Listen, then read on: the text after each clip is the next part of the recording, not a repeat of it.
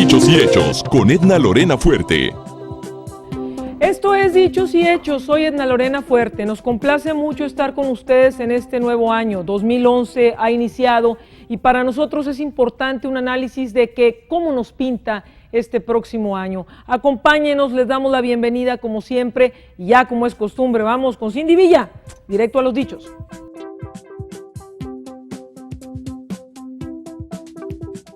Pues a mí me parece que va a estar aún más difícil.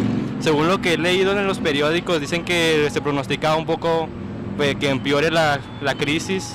Pues yo creo que va a estar igual, no creo que haya mucha diferencia. O sea que va a estar difícil. Sí. Sí, difícil.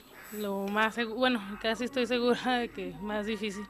Eso es Yo pienso que va a seguir bajando, no sé, ¿verdad? Pero como está la cuestión, sí, va a seguir bajando. No, pues sí está afectando algo.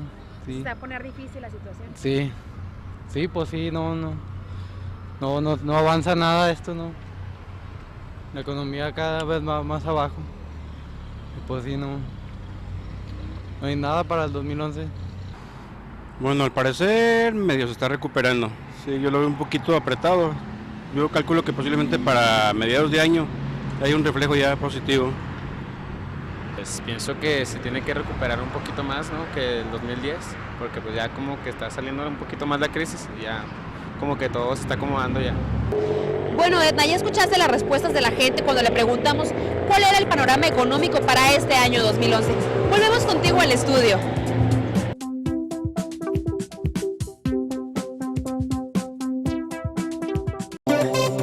Porque los hechos no esperan. En un momento regresamos.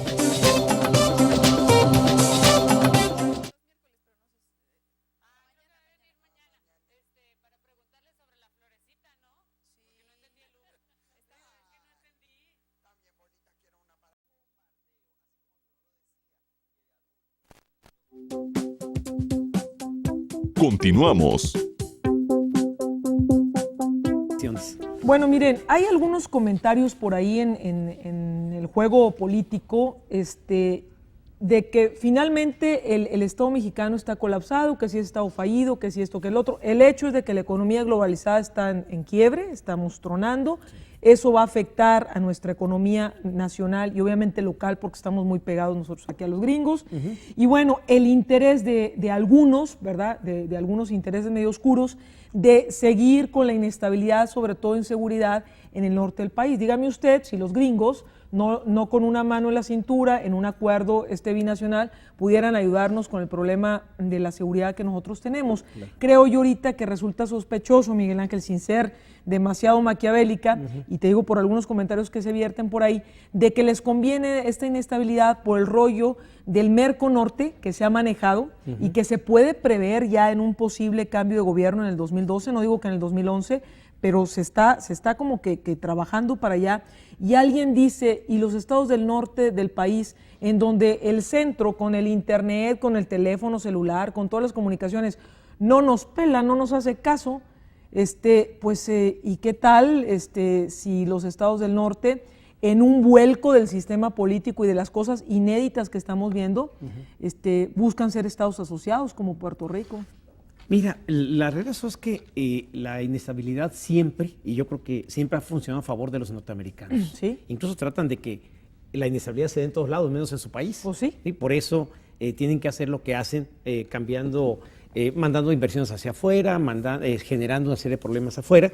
Pero, y luego la propia inestabilidad te genera esa tentación de separatismo de algunos lados. Pero también es cierto, no hemos logrado consolidar grupos económicos fuertes, con una conciencia para sí, si ustedes quieren un concepto muy marxista de esto, que te permita definir proyectos de los estados. El más cercano era sin duda Monterrey, y lo tienen partido a la mitad. Tronado, ¿no? Totalmente. El resto de los estados yo no creo que tuviera estos grupos tan fuertes como para generar un proyecto de estos. Lo que sí es cierto es que el centro no está viendo en el norte una posibilidad, ¿sí?, de crecimiento de la propia economía mexicana. Y los esquemas regionales le siguen asustando. Yo siempre le he apostado más al esquema regional, y que a partir de las propias fortalezas regionales puede generarse una nación mucho más fuerte. No, sigue siendo el centro el que sigue marcando la pauta de las regiones, y lo marca por el lado de la seguridad, lo está marcando por el lado de la educación, seguimos en la misma, lo sigue marcando. A pesar de que ahí la tuta de Michoacán resultó con plaza, hay un recadito para el baestero, o sea, qué vergüenza, ¿no? Sí, o sea, la cultura también viene desde allá, entonces es muy difícil seguir creciendo de esta manera si no se le empieza a dar, por definición jurídica, cierta autonomía a las regiones y que las regiones empiecen también a asumir esta autonomía, pero en este esquema no de asociacionismo ni de separatismo, sino en los términos de generar un país cada vez más fuerte a partir de las fortalezas regionales. Bueno, y en ese sentido, bueno, sería una tarea para decírselas a nuestros diputados federales y nuestros diputados locales, que luego se enfrascan nada más en cobrar sueldos muy ostentosos y aguinaldos. Y en esta parte, ¿cómo? Digo, el país va a seguir colapsado, no hay posiciones económicas muy certeras, No. La política va a mover los intereses económicos y de seguridad. Y Chihuahua y Juárez, ¿cómo lo ves? Mira, Juárez y Chihuahua van a seguir dependiendo de la industria maquiladora. Incluso comentamos particularmente el caso de Juárez. En el 2000 dependíamos en un 64% de la industria maquiladora. Hoy dependemos en un 42%.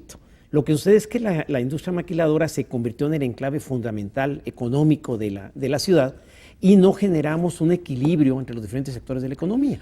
Y luego, a la hora que empezaba a crecer el sector servicios o el sector que conocemos como comercio, mole se nos colapsa a partir de la inseguridad por todo el trabajo de extorsiones y todo este tipo de cosas que se han dado. Y entonces, lo que podía ser de pronto un colchón de la industria maquiladora se convirtió en un abismo. Entonces, digo, sin ser catastrofistas, sí. pero finalmente, entrados en la realidad, la situación económica del Estado y particularmente de Juárez es grave. Sí, porque mira, se ha dicho que la minería está resolviendo en el Estado. Sí, nada más que la minería te genera muy pocos empleos. Y además, pues, no es generadora de empleos. Exactamente. Y aquí nuestro problema es la generación de empleo. En el país en general debemos generar 1.200.000 empleos. Estamos generando 240.000. O sea, aunque dicen que 500.000, pero a la práctica son 200.000. Tenemos unos rezagos brutales en el empleo. El presidente del empleo finalmente se va ya en el último tramo de su administración sin ser el presidente del empleo, ¿no? Y en Juárez, ya a nivel individual, digo, aquí en Juárez tenemos el problema de la seguridad, tenemos extorsiones, secuestros, casos gravísimos de daños colaterales, como dice el gobierno federal, el plan Todos Somos Juárez que no acaba de arrancar, esfuerzos aislados de organizaciones que ahí están, pero que no nos acabamos de articular. ¿Qué sigue en el individuo común? ¿Qué hacemos, Miguel Ángel, para poder sortear lo que está a nivel nacional, a nivel, ya lo dijiste, internacional, que ahí pues no podemos incidir mucho, a nivel nacional pues está también todo patas para arriba, con ya los pleitos internos de los próximos candidatos o candidatas, ¿no? Están en otro rollo, no les interesa el norte, nosotros tenemos un nuevo gobierno a nivel estatal y municipal, hay que decirlo, son del mismo partido, pero como que no se llevan todavía muy bien, hay que decirlo, y eso también influye en la vida cotidiana de ti. Tú vives aquí en Juárez, yo también, la mayoría de la gente que está, si es que no todos los que estamos aquí en la producción vivimos aquí, padecemos desde los hoyancos hasta la falta de alumbrado, hasta la intimidación de un secuestro, hasta la situación de las extorsiones, hasta el solidarizarnos con la gente que recibe estos daños colaterales. ¿Qué hacemos como individuos en este proceso, ¿no? Mira, tenemos dos planos. En este 2011, yo destacaría dos planos. Plano. El plano económico, en donde tienes que, como nunca, hacer un plan familiar de qué vas a gastar el ingreso que tienes, sea mucho, sea poco. Yo tengo un 100% de dinero, de ingreso, mi poco ingreso son, vamos a poner, 1,000 pesos. Regularmente no estamos acostumbrados a ahorrar, todo me lo gasto. Entonces, te late que de esos 1,000 pesos ahorremos 100 pesos. Guárdenlos en una cajita, es recomendable. Algo, ¿no? Sí, se recomienda el 10% que debes pagar, de tener en ahorro. El 30% que debes gastar en la renta de la casa o en el pago de la casa. El 30% en alimentación, ¿sí? Y el resto lo pagas entre educación y diversión. Digo, ese sería más o menos el esquema. La realidad es que no todo el mundo tiene esta posibilidad, pero bueno, la proporción se da. Sí, o sea, y yo nada más lo que digo es que en estos momentos de contraernos, que estamos contraídos emocionalmente, estamos ya contraídos también familiarmente, estamos ya integrándonos más, es lo bueno, pues habría que echar números en nuestro ingreso y decir, bueno, a lo mejor no guardo el 10%, a lo mejor me quedan 20 pesos, pero en lugar de gastármelo en una soda o en una caguama, de veras, o en una cerveza o en algo superfluo que me va a dar un satisfactorio inmediato, sí. pero que no me va a dar algo más allá. Habría que empezar a pensar en el proceso más que en el resultado inicial. Yo creo que sí. Ahora, el problema de todo esto es que la gente debe tener ánimo. Ánimo. No. Y no tenemos ánimo. Y no tenemos ánimo. Es decir, el problema de inseguridad de estar volteando para todos lados, ver que no te van a quitar el carro, que te van a extorsionar en las casas, como se ha estado viendo. Todo esto finalmente resulta muy difícil para una población que ha querido en Juárez y que además ha sido una población que le ha costado mucho trabajo tener lo poquito o mucho que pueda tener. Y entonces ahí sí, pues exige mucho más de la autoridad, mucho mayor presencia. Hay quien dice que lo primero que debe ofrecer un gobierno es seguridad, que la obra pública no es tan importante. Yo no estoy tan de acuerdo en que sea así tan unilateral, pero la realidad de las cosas es que los esfuerzos en seguridad pública, por más que se den, por los retrasos que traemos, la realidad de las cosas es que está muy complicado. Y la otra realidad es que la única forma de ir eliminando estos elementos de seguridad es también ir teniendo controles de todos lados, que además implican controles bancarios. Por controles bancarios pasa mucho dinero y no me digan que no es cierto. Pasa mucho dinero por los controles bancarios, que finalmente no saben de dónde salen. Hay muchos controles a nivel de gobierno. Hay muchos controles de la Comisión Federal de Electricidad también. Hay muchos controles de la Junta de Aguas que se pueden realizar, que no se dan. Y la otra, la medición que se te hacen de los servicios, que no sabes en qué momento te llega el gas de una manera, de otro momento te llega la luz. Sí, la luz, y no te pueden que además detectar el ni nada. gobierno con la mano en la cintura te dice, bueno, ok, ahí va el ingreso, un salario mínimo de incremento de 4.5%, y te están subiendo la luz, el agua, el gas y todo, te quitan subsidios o los supuestos subsidios, te aumentan los precios. Bueno, a la hora de la hora, ese 4.5% quedó en nada. Así es. ¿No? Y ellos son los que ponen mal ejemplo. Entonces, el efecto multiplicador de incrementar la luz, el gas, la gasolina, Claro, es brutal. claro. ¿No? Va más allá del incremento mismo. Y si esto el gobierno no le entra en la cabeza que así se están dando las cosas, difícilmente va a tener una población animosa, respetuosa incluso del propio gobierno, y va a seguir buscando alternativas o por la economía informal, que representa, nomás te doy un dato, solamente el 17% de la población del país económicamente activa tiene un salario seguro. Ajá. Todos los demás hay que andar buscándole, sí, de alguna manera. Y si tú tienes algo que te dé muy rentable, que es una mercancía, le vas a entrar. Y esa mercancía sabemos cuál es, Claro. ¿no? Que además te ha generado un gran Claro. flujo de dinero y te ha generado circuitos económicos muy interesantes que a mucha gente no le conviene eliminar. Pues está complicado el 2011, pero tenemos que, dentro de todo este panorama, que hay que decirlo, hay que analizarlo, tenemos que ver cómo lo contextualizamos en nuestra vida familiar, en nuestro entorno inmediato. Regresamos en un momentito. ¿Qué hacemos? Tu opinión es muy importante para nosotros. Escríbenos a análisis.dichosyhechos@gmail.com o déjanos un mensaje de voz al teléfono 690-7168.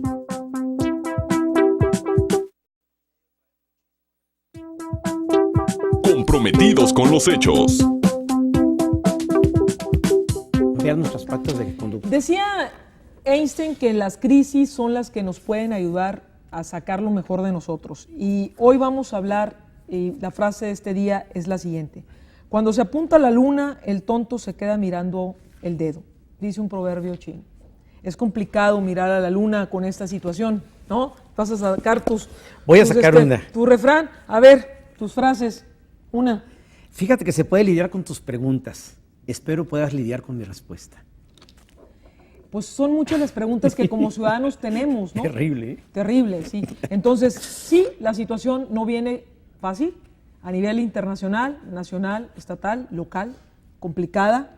Los políticos en su rollo, los ciudadanos en el nuestro tratando de sobrevivir. Es una realidad, no podemos hablar de mitos y de fantasías, es una realidad. Es una realidad. Y en esta realidad que nos está tocando vivir y que es una realidad de crisis personal, existencial, bueno, de todo tipo, ¿no?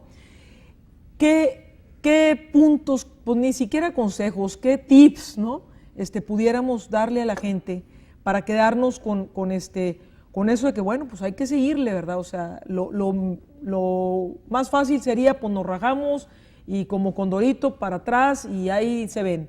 Pero pues tenemos que seguirle, los que queremos esta ciudad, los que no tenemos otra alternativa, los que aquí tenemos nuestro trabajo, los que tenemos a nuestra familia, pues tenemos que hacer, Miguel Claro. Ángel. Mira, yo creo que en los tiempos en que estamos viviendo, estos tiempos que hemos llamado de crisis, Sí, yo diría lo que dice el campesino, hay tiempos de sembrar y tiempos de cosechar. sí. Y a veces cosechamos mucho, y teníamos muchos años Aquí cosechando. teníamos sí, muchos años, y hoy tenemos que sembrar. ¿Y qué tenemos que sembrar? Sembrar confianza, sembrar respeto, sembrar todo aquello que nos permita cooperar como sociedad y vernos no como distantes. Ahora, si el respeto no se lo ganan las autoridades, pues nosotros empecemos por el respeto, primero para a nosotros mismos, ¿no? así es. O sea, ya si se toma 3 caguamas, pues agarre la onda que le va a hacer daño, ¿no? O sea, desde eso, desde tu propia salud, ¿no? Si se peleaba con el vecino, bueno, pues a lo mejor reconciliarse un poquito también, empezando por la familia y después con el vecino. Y también, bueno, pues exigiendo a las autoridades lo que tengamos que exigirle, buscando otras alternativas, visualizando nuevos liderazgos. Hay gente en la comunidad que tiene el interés y los tamaños para estar ahí y que no lo dejan estar ahí. Pues tenemos que seguir picando piedra como el cantero, ¿no? Resguardarnos, protegernos, espejé mucho ahí cuando vaya manejando. Pues, ¿qué le digo? Hay que hacerlo, estar alerta. Estar muy cerca de los hijos Sí, también. los hijos. Es otra de las cosas que traemos complicada. La familia, y bueno, yo les digo que 1 kilo de cadera no es cadera. ¿Qué significa? Un hijo, uno puede decir que no es familia. A ver si me explico, o sea, no quiero ser de ninguna manera grosero ni peyorativo en esto, pero antes, cuando tenías familias grandes, generabas tu propio kinder, tu propia escuela. Hoy la escuela depende, o los niños dependen mucho de la escuela, porque además los padres están cada vez más alejados de la familia. Entonces, tenemos que volver un poco al concepto aquel de la aldea, donde los niños son de la sociedad, no son del papá y de la mamá. Cuidar a nuestros niños. Cuidar a nuestros niños, no cuidar a nuestros hijos, cuidar a los niños. Si uno ve que hay actitudes malas en los niños, que los ve uno en el supermercado, en la tienda, donde fuera, hay que ser orientadores también. No decir, bueno, acá no es niño mío, o es niño de la vecina, no, es un niño de la sociedad y como tal tienes que ayudarlo. Porque esos niños que no cuidamos hace 20 años, 25 años, son los que hoy están asaltando, secuestrando, captados por el crimen organizado, captados por el crimen. Es grave, ¿no? Tenemos que hacer conciencia de esto. Una última frase, un comentario de Miguel Ángel Calderón, 5 de enero, por cierto, mañana los que coman rosca, pues cómansela sabroso, quien le toque el monito, pues prepárese los tamales o lo que sea, o un abrazo el 2 de febrero. Y mientras tanto, preparémonos en el 2011, pues para compactarnos, retroalimentarnos hacia adentro, reconocer lo bueno, regresar al origen. ¿Para qué más, Miguel Ángel? Sí, y para poder avanzar en un país que creemos todos que debe ser mejor. Debemos primero hacer una mejor familia, hacer una mejor comunidad, hacer una mejor ciudad, y esto nos va a permitir hacer un mejor estado y un mejor país. Si no pensamos en eso y no nos convertimos en reyes de nosotros mismos, difícilmente avanzamos en el reino de los cielos. No es fácil, es un trabajo continuo, vuelvo a insistir, como el cantero. La construcción de una comunidad, la construcción de uno como persona es un trabajo cotidiano. El reconocer que tenemos fallas y que tenemos muchas potencialidades y que hay unos por ahí, el adoptar a todos los niños como hijos de la colectividad de nuestro Juárez, el quedarnos aquí dando la batalla de frente no es sencillo, pero alguien lo tiene que hacer. Yo sé que ustedes y nosotros lo estamos haciendo. Cuídese mucho, cene y coma rico. Nos vemos la próxima semana. Muchas gracias, Miguel Ángel. Gracias, que estén muy bien. Gracias. Dichos y hechos con Edna Lorena Fuerte, donde la política la hacemos todos y todas.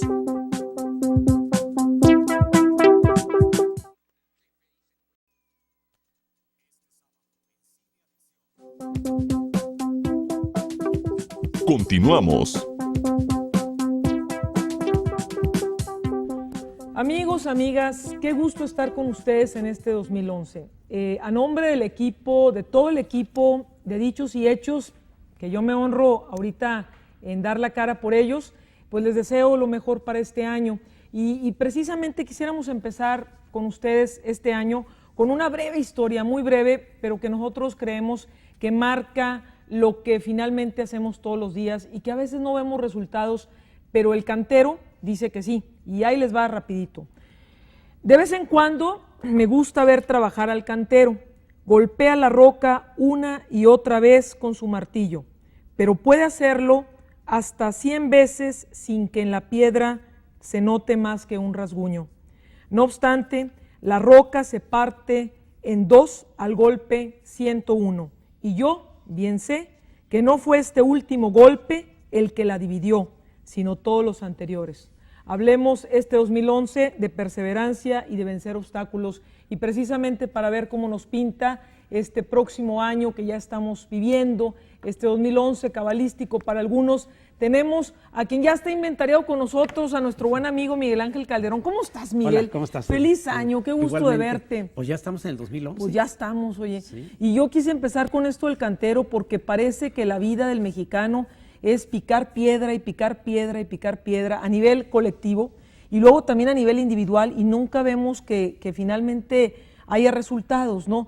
Vivimos un año 2010 muy complicado, los últimos años para nuestra ciudad así lo han sido. El mundo en la globalización está en un crack, aunque algunos digan que no, y pensar en el 2011, que es para algunos cabalístico por el número 11 también, y porque ahí viene el 2012 y una serie de cosas, no sé si porque venga ya Peña Nieto con la gaviota o qué, pero finalmente está en el ambiente un sentimiento de que ¿para dónde vamos? ¿Y para dónde vamos, Miguel? En el aspecto económico, político, social, de seguridad, a nivel, yo quisiéramos, como bien lo haces tú, un análisis sabroso a nivel nacional, estatal y municipal. A ver, bueno, a reserva de no ser muy simplista, podemos decir que nos amanecemos el 2011 con 112 millones de habitantes. 112 Yo creo que millones. es muy importante que esto se conozca porque son los datos preliminares del censo y podemos de esta manera cuantificar, ¿sí?, qué retos tenemos como mexicanos, los 112 millones de mexicanos, no solamente los 60 millones de pobres, sí, o los que ganan salarios mínimos o que ganan salarios muy altos o los más ricos del mundo. Sí. ¿No? Somos 112 millones de habitantes.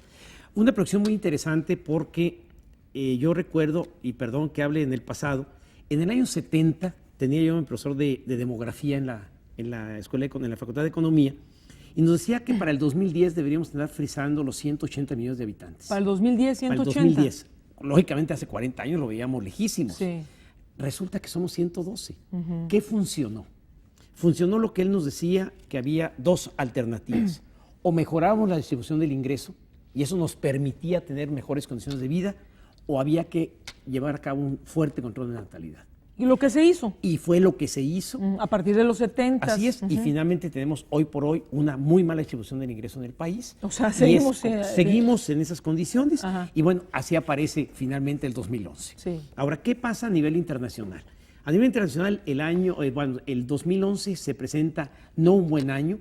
No va a ser tan malo seguramente como los años anteriores, pero va a ser recesivo. Si cuando hablo de recesión, estoy hablando que el crecimiento va a ser muy pequeño, 1%, hay quien optimistamente dice que es hasta el 2%, no creemos que vaya más allá del 1%, pero además hay muchas nubes negras, particularmente en Europa. No estamos hablando nada más de Estados Unidos, no, estamos sino en hablando Europa. de Europa también. Ahora, por ejemplo, África, el continente negro, Sudáfrica particularmente, y la parte asiática, bueno, tienen otra dinámica con China. Lo que pasa es que sí, la asiática trae una dinámica muy fuerte, pero también trae muchos problemas esa dinámica rápida, tanto a Europa, a Japón, como a los Estados Unidos. Rebota. Entonces nos rebota. El problema de nosotros como mexicanos, como México, es que nuestra dependencia con la economía norteamericana es del 80%.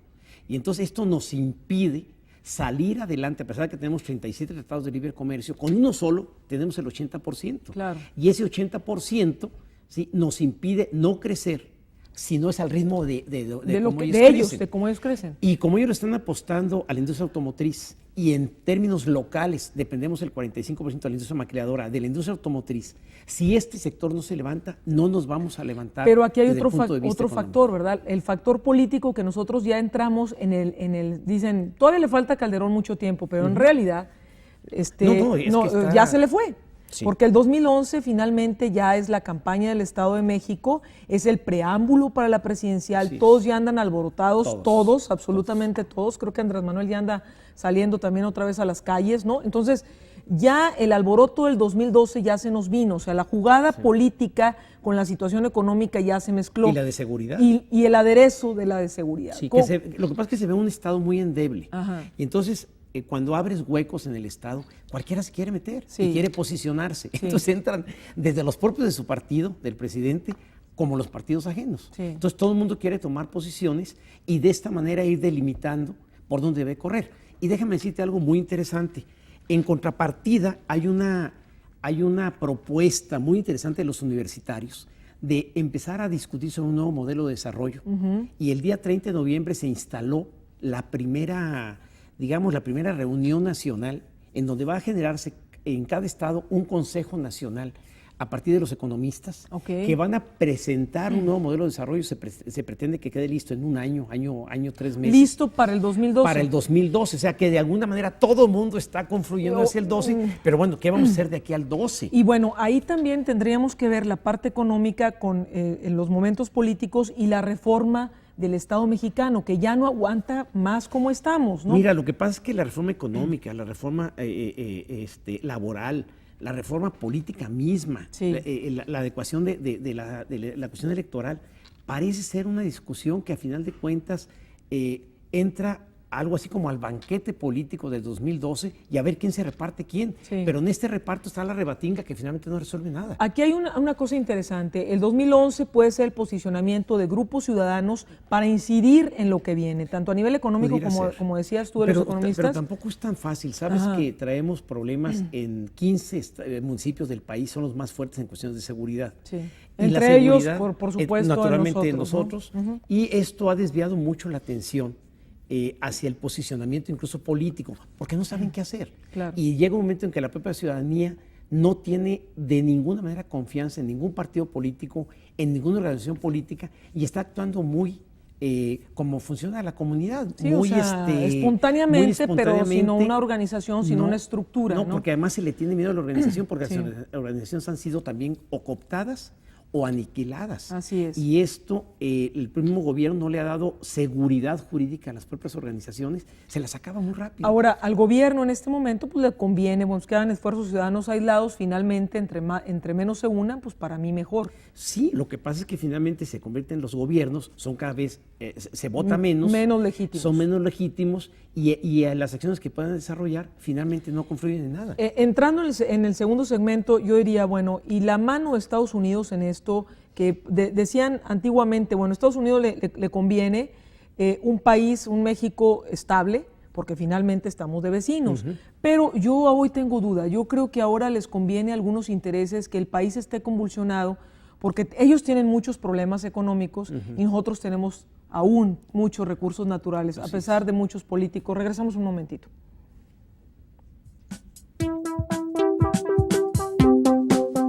Tu opinión es muy importante para nosotros. Escríbenos a análisis.dichosyhechos@gmail.com o déjanos un mensaje de voz al teléfono 690-7168.